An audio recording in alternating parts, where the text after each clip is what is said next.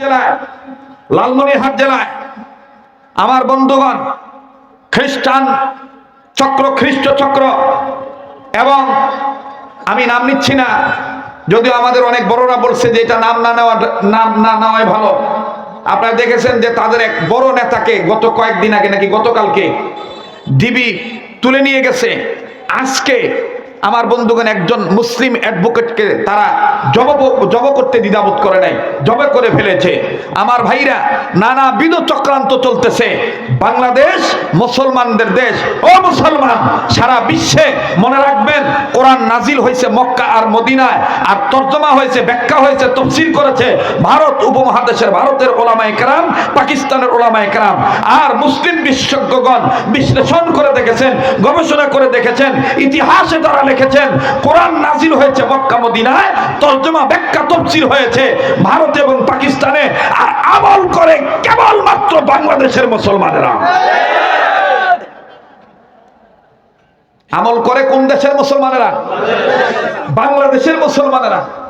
এই জন্য বাংলাদেশের মুসলমানদেরকে কৌশলে কিস্তির টাকা দেয়া হোক, লোন দেয়া হোক, সুন্দরী মেয়ে দেয়া হোক, ধন সম্পদ দেয়া হোক, জগা খিচুড়ি মার্কা শিক্ষা দেয়া হোক, যেভাবেই হোক, হয় বাপ মাকে গ্রাস করো খ্রিস্ট ধর্ম দিয়া, না হয় ছেলে মেয়েকে অ্যাটাক করো, না হয় শিশু বাচ্চাদের শিক্ষা নীতিমালাতে খ্রিস্টান নীতিমালা ঢুকায় দাও। নানাবিধ ষড়যন্ত্র চলতেছে।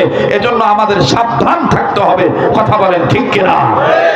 আমাদের অন্তরে মনে প্রাণে বিশ্বাস করতে হবে, যত ধরনের পাতা দামি পাতা হোক, সবচেয়ে দামি পাতা হলো কোরআনুল কারীমের পাতা। ইন্নাহু লাকুরআনুন কারীম। আর নবী বলেছেন খয়রুকুম মান তাআল্লামাল কোরআনা ওয়া আল্লামা।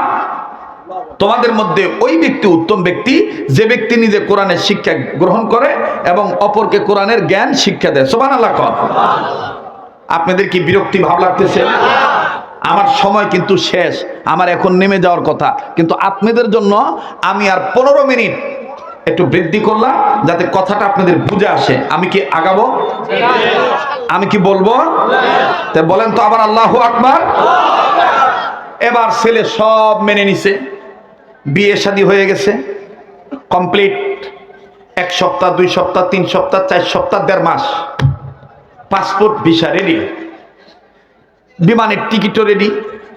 মেয়েটার বাবা মেয়েটার হাতে দিয়ে বলে জামাইকে রেডি হইতে বল, এতটার সময় বিমান ছাড়বে, অমুক দিন আর কি, কোনো গুছগাছ থাকলে গুছাইতে বল। তো নববধূ যে বলছে, প্রিয় স্বামী আমার, সব শর্ত তো মেনেছেন, এই যে আব্বার শেষ শর্ত, এই দেশ থেকে দেশান্তর হতে হবে, এই যে বিমানের টিকিট, এখন তোমার কি কোনো গোছানো লাগবে কিনা, তোমার প্রয়োজনীয় কোনো কাপড় চোপড় আছে কিনা, থাকলে তুমি নিতে পারো। আমার জানা মতে তুমি বেচালার ছিলা, একটা মেটে ছিলা, তোমার গ্রামের বাড়ি অনেক দূরে, ওই রুমে তুমি অনেক দিন যাও না, ওই রুমে তোমার কোনো প্রয়োজনীয় কোনো জিনিস আছে কিনা, সরঞ্জামাদি আছে কিনা, নিয়ে আসতে পারো। ছেলেটা বলল ঠিক আছে, অবশ্যই আমার একটু যেতে হবে রুমে, আমার রুমের ভিতরে আমার কিছু প্রয়োজনীয় কাগজপত্র আছে এবং জামা কাপড়ও আছে, নিয়ে আসো, দেরি করবা না, যাইবা আর আইবা। ছেলে চলে গেছে। ছেলে যাইয়া রুম খুলছে, অনেকদিন পর রুম খুলছে, খুলে দেখে এলোমেলো অনেক কিছুই, তার অনেক মনে ছিল না, কাপড় চোপড় যা আছে নিচে গুছাইছে। নেওয়ার পরে দক্ষিণ পশ্চিম কর্নারে এই ছেলে প্রতিদিন ফজর নামাজ পড়ে যে কোরআন তেলাওয়াত করত, যে কোরআনের পাতাটা নাড়াচাড়া করত, এই 30 পারা কোরআন শরীফের একটা কপি দক্ষিণ পশ্চিম কর্নারে কাপড় দিয়ে ঢাকা। এই ছেলেটা মনের অজান্তে ওই কাপড়টা সরাইছে মতনই ওই কোরআনটা দেখে ফেলছে। এখন কোরআন দেখেই ছেলেটা মনের অজান্তেই চোখের পানি ছেড়ে দিয়ে কাঁদতেছে আর বলতেছে, আমার দিক তাকিয়ে থেকে লাভ নাই, আমি তো নাপাক হয়ে গেছি চিরতরে, আমি তোমাকে আর ধরতেও পারবো না, পড়তেও পারবো না, মানতেও পারবো না, দেখতেও পারবো না, এরকম বলতেছে। আমি নাপাক হয়ে গেছি, আমি বেঈমান, আমি খ্রিস্টান হয়ে গেছি। এই ছেলে এভাবে বলতেছে, আর কোরআন যেখানে আছে সেখান থেকে আল্লাহর কুদরতি জবানের একটা পাওয়ারি আওয়াজ আসতেছে, লা তাকনাতু মির রাহমাতিল্লাহ, লা তাকনাতু মির রাহমাতিল্লাহ, আল্লাহর রহমত থেকে নিরাশ হইও না। এখন এই ছেলে বলতেছে যে কে দিল এই আওয়াজটা, কে দিল, কোথা থেকে আসলো। আবার আওয়াজ আসতেছে, গফুরুর রহিম, গফুরুর রহিম, গফুরুর রহিম, গফুরুর রহিম, এভাবে আওয়াজ আসতেছে। এই ছেলে বলতেছে, আচ্ছা বুঝছি, অনেকদিন পড়েছি তো, আমাকে একা যেতে দিতে চাচ্ছ না, তুমি আমার সাথে যেতে চাচ্ছ তাই না? কিন্তু আমি তো তোমাকে পড়তে পারবো না। আচ্ছা ঠিক আছে, আমি বিউটিকে ম্যানেজ করে নেব, বিউটিকে বুঝতেই দিব না যে আমার সাথে কোরআন নিচ্ছি। আমার ভাইরা, আমার বন্ধুগণ, কোরআন, এই ছেলেটা ইচ্ছার বিরুদ্ধ হইল, কোরআনের মায়ায় পড়ে কোরআনকে রেখে যেতে পারলেন না।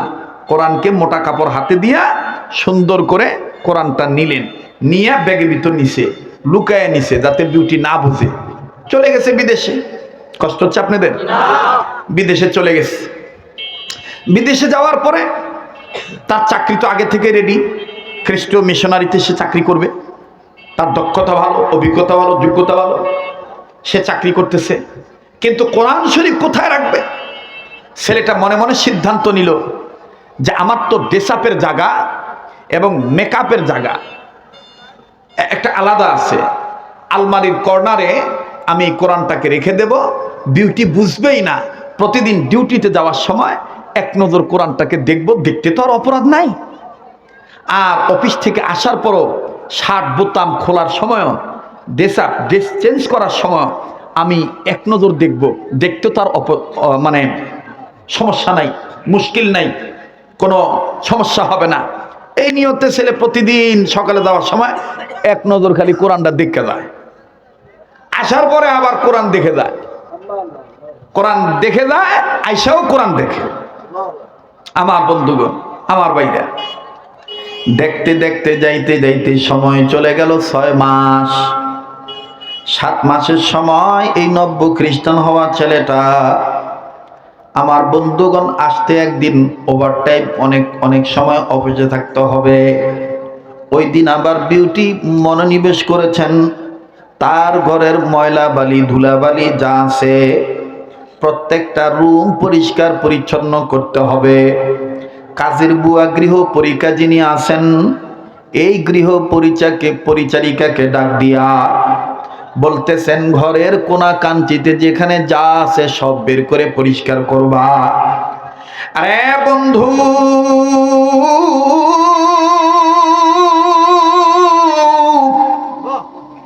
এইবার এই গৃহ পরিচারিকা কাজের বুয়া 1 number room, 2 number room, 3 number room যখন পরিষ্কার করতে যায়, হঠাৎ করে রুমের কর্নারে নজর করে দেখে আলমারির এক সাইড কর্নারে, আমার বন্ধুগণ, মোটা একটা কিতাব দেখা যায়।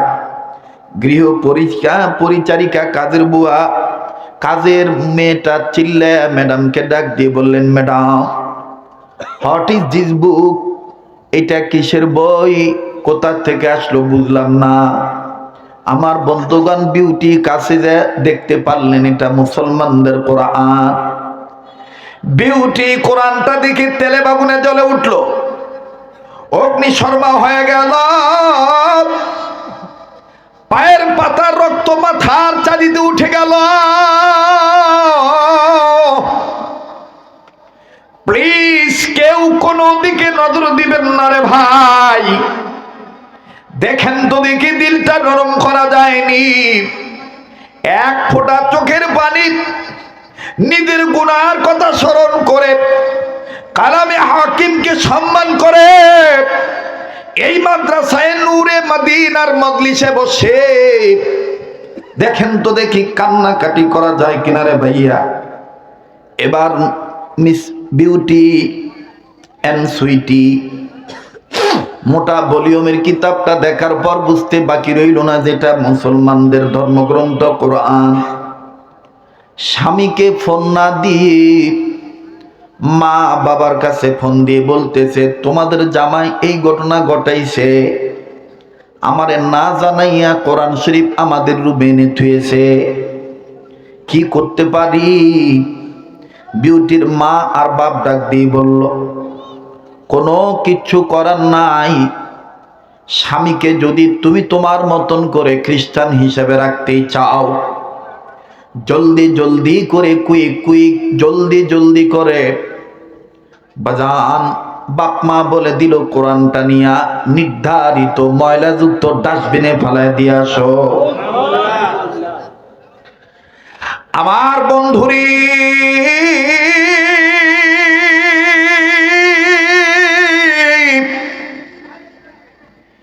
মিস বিউটি, আমার আপনার অন্তরের কিতাব কোরআনুল কারীমকে নিয়া অর্থ করি, টাকা পয়সা খরচ করিয়া ডাস্টবিনে ফেলে দিল, ময়লা জায়গায় ফেলে দিল। আমার বন্ধুরে, এবার নব্য খ্রিস্টান আমার ছেলেটা বাড়িতে আসলো। প্রতিদিনের ন্যায় আমার বন্ধুগণ, আমার ভাইরা যখন জামা খুলতে যাবে, শার্টের কলার উপরে যে টাই আছে টাইটা যখন ঢিলা করবে, ঢিলা করা অবস্থায় ওই কর্নারে নজর করে দেখতেছি, দেখি তো কোরআনটা প্রতিদিনের ন্যায় পর্দা উঠায় দেখে, পর্দা আছে, জায়গা আছে, কোরআনুল কারীমটা সেখানে নাই। কলিজার মধ্যে চিপ মারল। নব্য খ্রিস্টান ছেলেটা মিস বিউটিকে ডাক দিয়ে বলতেছে, বিউটি, আই এম সরি, আমি দুঃখিত, তোমাকে আমি বলি নাই, তোমাকে না জানাইয়া আমি মুসলমানদের ধর্মগ্রন্থ কোরআনুল কারীম আমি এইটা আমার ঘরের এক কর্নারে রাখছিলাম। ও বিউটি, এতদিন কোরআন দেখছি, এখন দেখি কোরআন নাই। বিউটি ডাক দিয়ে বলে, আর তুমি পাইবা না এই কোরআন শরীফ, আমি বাপমার কথা ডাস্টবিনে ফেলে দিয়ে আসছি। আবার বন্ধুরে, নব্য খ্রিস্টান হওয়া ছেলেটা ধা ধা করে চোখের পানি দন্নার মতন ছেড়ে দিয়ে কান্দে, আর ডাক দিয়ে বলে, বিউটি রে, তোমার সৌন্দর্যের প্রলোভনে পড়িয়া আমি আমার মা ছাড়ছি, বাপ ছাড়ছি, ধর্ম ছাড়ছি। বিশ্বাস করো,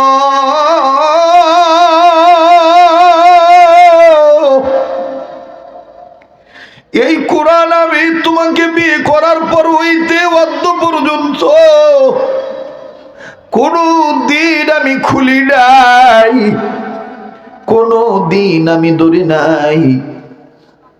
আর এই কোরআনটা তোমার সহ্য হলো না, কই তুমি ফালাইছো?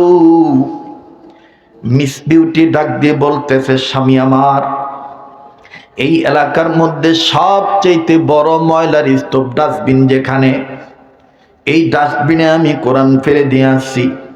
ছেলেটা চট করে বুকে হাত দিয়া কেমন জানি বুকে পেন হইতেছে, ব্যথা করতেছে, পুরা শরীর ঘেমে গেছে।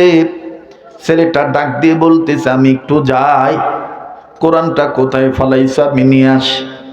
বিউটি বলতেছে, এই কোরআন আনলে কিন্তু আর তুমি ঘরে ঢুকতে পারবা না।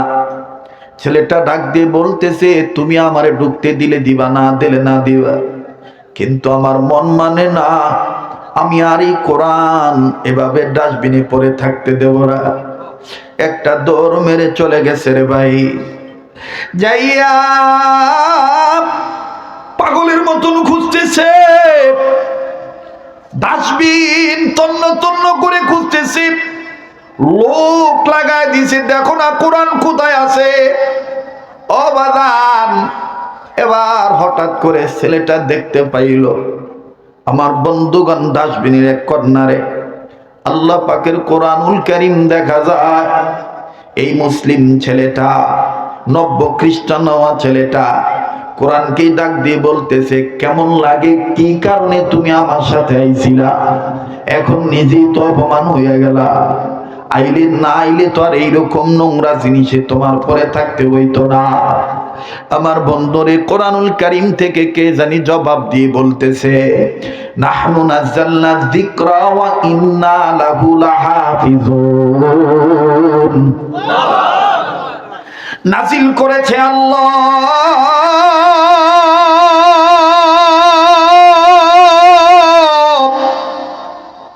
হেফাজত করবেন আল্লাহ। নব্য খ্রিস্টান ছেলেটা এই আওয়াজ শোনার পরে নিজের গায়ে দামি কাপড়, এই দামি কাপড় দিয়ে বানানো যে শার্টটা আছে, এই শার্টটা খুলে ফেলাইল। শার্টটা খুইলা কোরআনকে যখন ধরল, কোরআনের গায়ের ময়লা যখন পরিষ্কার করে দেয়, আর ডেকে ডেকে বলে, তোমার আল্লাহ রে কইয়া দিও, তোমার আল্লাহ যেন আমারে মাফ কইরা দেয়। বাজান রে, কোরআন তখন আল্লাহকে ডাক দিয়ে বলতেছে, আল্লাহ তুমি না বলছিলা ফাফিরু ইলাল্লাহ, তুমি না আমার ভিতরে, আমি কোরআনের পাতার মধ্যে এই কথা এখনো রাইখা দিছ, ফাফিরু ইলাল্লাহ, বান্দা তুই যত বড় গুনাহগার হোস না কেন, আয় আমার দিকে ফিরে আয়, আমার দিকে দৌড় মারলি, ওয়াল্লাহু ইয়াদু ইলাল জান্নাহ ওয়াল মাগফিরা, আমার দিকে দৌড় মারলি আমি তোরে মাফ কইরা জান্নাত দিয়ে দেব। কোরআন ডাক দিয়ে কয়,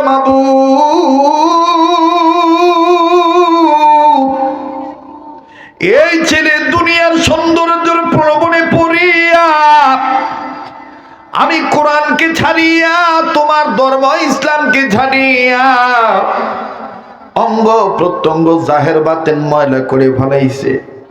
আজকে সেই ছেলেটাই খ্রিস্টান হয়ে যাওয়ার পরও তোমার কালামে পাককে, কোরআনের পাতাকে সে ফেলে দেয় নাই, নিজের গায়ের দামি কাপড় দিয়া আমার গায়ের ময়লা সাফ করতেছে। আল্লাহ, একটা ডাক দেন না, আল্লাহ আল্লাহ। আমি কোরআন বলতেছি, তুমি জান্নাতি পানি দিয়া, তুমি রব্বে কারিম গফুর গাফফার মাগফিরাতের পানি দিয়া এই ছেলেটার জাহের বাতের ময়লা পরিষ্কার করে দাও না আল্লাহ, দাও না আল্লাহ, দাও না আল্লাহ। আমার বন্ধুগণ, আমার ভাইরা, নাপাক থাকিয়াও যদি নবীর প্রেমে, কোরআনের প্রেমে, আল্লাহর প্রেমে জীবন দেওয়া যায়, আল্লাহ পাক নিজেই কুদরতি পানি দিয়া তাকে গোসল করে জান্নাত দিয়ে দেয়। বাস্তব প্রমাণ আমার বন্ধুগণ হাদিসের মধ্যে পাওয়া যায়। বীর হানজালা রাদিয়াল্লাহু তাআলা আনহা ফরজ গোসল করার জন্য পানির কাছে গিয়েছে। একটা লোকও বাদান এদিক সেদিক তাকাইবেন না।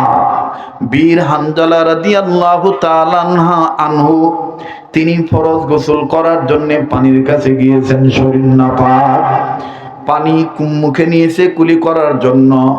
ঠিক এমনি মিনিটে আমার বন্ধুগণ, আমার ভাইরা, কে জানি ডাক দিয়ে বলে, শয়তানে মরদুদ ভাষা প্রয়োগ করে ভদ্র কণ্ঠে বলে, কুতিলা মুহাম্মাদুন, মুহাম্মদ নবী দুনিয়া নাই। হানজালা রাদিয়াল্লাহু তাআলা আনহু গোসল না করিয়া যখন শুনলেন আমার নবী মুহাম্মদ দুনিয়ায় নাই, সাহাবী হানজালা একটা দৌড় মেরে বিবির কাছে যায়, ডাক দিয়ে কয়, বিবি রে, আমারে তরবারি দে, দে বিবি, বেঁচে থাকলে দেখা হবে দুনিয়ায়, আর না হয় দেখা হবে কিয়ামতের ময়দানে। বিবি ডাক দিয়ে বলতেছে, স্বামী গো, আপনি তো নাপাক, আপনি তো নাপাক, আপনি তরবারি দিয়ে কি করবেন? ও স্বামী, আপনার উপর তো গোসল ফরজ হয়ে গেছে। হানজালা কান্দার ডাক দিয়ে বলতেছেন, বিবি রে, কার জন্য গোসল করব?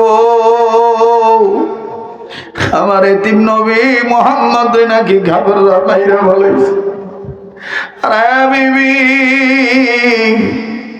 যেই দুনিয়ায় নবী নাই, আমি কার জন্য গোসল করব রে বিবি?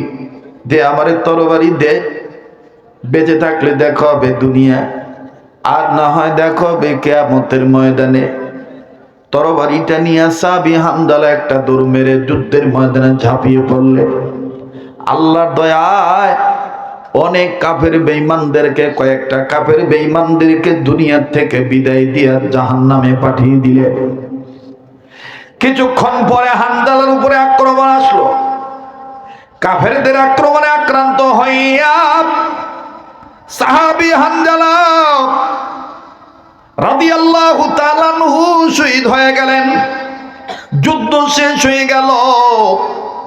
এবার বাজান আমার নবীজি ঘোষণা করলেন, যারা ধর্মকে প্রতিষ্ঠিত করার জন্য কোরআনুল কারীমের পাতাকে ইজ্জত করতে যাইয়া, আমি নবী মুহাম্মদকে মহব্বত করতে যাইয়া, এক আল্লাহর উপরে আস্থা রাখতে যাইয়া যারা জীবন দিয়া শহীদ হইল, আমি রব্বে কাবার বন্ধু হাবিবুল্লাহ বলতেছি, মহান রব্বুল আলামিনের পরম বন্ধু হাবিবে কিবরিয়া বলতেছি, জলদি জলদি করে এই শহীদ সাহাবীদেরকে বিনা গোসলে কবর দিয়ে দাও। সমস্ত সাহাবীদের লাশ খুঁজে খুঁজে বের করা হলো। ও বাদান কবর দিয়ে দিবে। ঠিক ইন টাইম বহু দূর থেকে একজন মা আউলা কেসি পাগুনি নিবেশে চিৎকার দিয়ে ডেকে ডেকে বলতেছেন, নবী গো, সব সাহাবীদেরকে বিনা গোসলে কবর দাও। আমার স্বামী হানজালারে বিনা গোসলে কবর দিয়ে দাও। আমার স্বামী নাপাক, স্বামীর উপর গোসল ফরজ হয়ে গেছে। নবী আমার ডাক দিয়ে বলল, কেন? ডেকে ডেকে বলতেছেন, নবী গো, আমার স্বামী আমাকে ব্যবহার করেছে, ফরজ গোসল করার জন্য পানির কাছে গিয়েছে, কে জানি বলছে আপনি নবী নাকি দুনিয়ায় নাই। ইয়া রাসূলুল্লাহ, ইয়া হাবিবাল্লাহ, আপনার মহাব্বতে পড়ি আমার স্বামী আর গোসল করেন নাই, নাপাক শরীর নিয়ে যুদ্ধ করিয়া শহীদ হয়ে গেছে। তাই বলি আমার স্বামীর বিনা গোসলে কবর দিন না গো নবীজি। নবী আমার ডাক দিয়ে বললেন, সাহাবীরা রে, কই হানজালার লাশ? হানজালার লাশ খুঁজে খুঁজে বের করো, আমি নবী নিজে তাকে গোসল করে দেব। এবার সাহাবীরা হানজালার লাশ খুঁজে বের করলেন। একজন সাহাবী দৌড়াইসা কান্দার ডাক দিয়ে কয়, নবী গো, হানজালার শরীর ভিজা, হানজালার চুল ভিজা, দাড়ি ভিজা, মনে হইতেছে কে জানি হানজালার নগদ গোসল করা পাঠাইছে। জমিনে টপ টপ করে তার শরীর থেকে পানির ফোঁটাগুলি পড়তেছে। নবীজি কাছে যায় দেখে সত্যই হানজালার শরীর ভিজা। নবীজি আসমানের দিকে তাকাইলেন, কে কে গোসল করে দিল? আমার আল্লাহ ডাক দিয়ে বললেন, নবীজি গো, যেই হানজালা আমি আপনি নবীর মহব্বতে পড়িয়া আমি আল্লাহর ধর্মকে প্রতিষ্ঠিত করতে যাইয়া গোসলের কথা বইলে যে জীবন দিয়া শহীদ হইতে পারলো, আমি এই আল্লাহ এই হানজালারে আসমানের উপরে উঠাইয়া জান্নাতের পানি দিয়া ফেরেশতাদের মাধ্যমে গোসল করে আপনার কাছে পাঠায় দিলাম। বাজান রে, এবার এই লোকটা মিস বিউটির স্বামী কোরআন শরীফ সুন্দর করে মুছে পরিষ্কার করে উন্নত মানের পারফিউম ব্যবহার করে কোরআন শরীফটা দামি কাপড় দিয়ে পেঁচাইয়া বুকে ধরিয়া বিউটির কাছে যায় যখন দাঁড়াইলো, বিউটি বলতেছে, খবরদার তুমি আর এক পা আগাইবা না। বাপমা বলেছে, হয় এই বাড়িতে কোরআন থাকবে, নাইলে তুমি থাকবা। আমার ভাইরা, মুসলিম থেকে খ্রিস্টান হওয়া ছেলেটা চোখের পানি ছেড়ে দিয়ে বলে, তুমি তোমার বাপমার কথা শুনে যেহেতু আমাকে ভালোবাসো, তাইলে তুমি শুনে নাও, যেই বাইবেল ধরে তোমার বাপকে সাক্ষী রেখে কোরআন ছেড়ে দিয়েছিলাম, এই কোরআন বুকে নিয়ে তোমাকে সাক্ষী রেখে বলে দিচ্ছি, আমি আর খ্রিস্টান থাকবো না, আমি মুসলমান হয়ে গেলাম।